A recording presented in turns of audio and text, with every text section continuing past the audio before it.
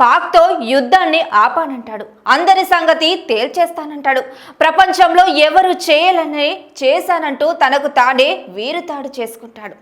తన వ్యవహార శైలితో సెటైర్లకి centre point అవుతున్న ట్రంప్ మరోసారి హాట్ టాపిక్ గా మారారు.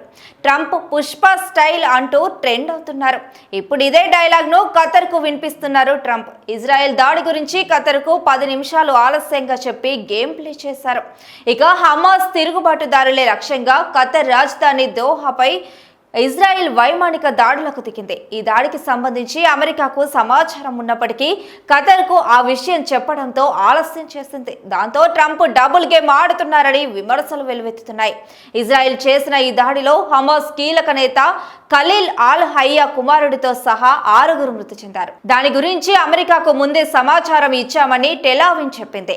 అమెరికా కూడా ఆ విషయాన్ని అంగీకరిస్తూనే దాడి గురించి తాము వెంటనే ఖతర్కు సమాచారం ఇచ్చామని సమాధానమిస్తుంది. అయితే దాడులు మొదలైన 10 నిమిషాల తర్వాత అమెరికా నుంచి తమకు కాల్ వచ్చిందని ఆ దేశ విదేశాంగ శాఖ అధికారి తెలిపారు.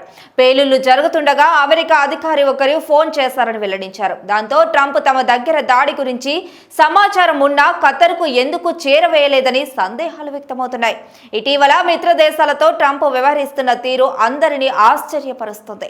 మిత్ర దేశం అంటూనే భారత్పై భారీ సుంకాల మోత మోగించారు. ఇప్పుడు ఖతర్కు కూడా ట్రంప్ నుంచి అలాంటి చేదు అనుభవం ఎదురైంది. కాగా అమెరికా ఖతర్ల మధ్య బంధం ఇటీవల బలపడింది. ఆ దేశ పాలకుల నుంచి ట్రంప్ విలాసవంతమైన విమానాన్ని బహుమతిగా అందుకున్నారు. ఖతర్ పర్యటనలో కీలక ఒప్పందాలు కుదుర్చుకున్నారు.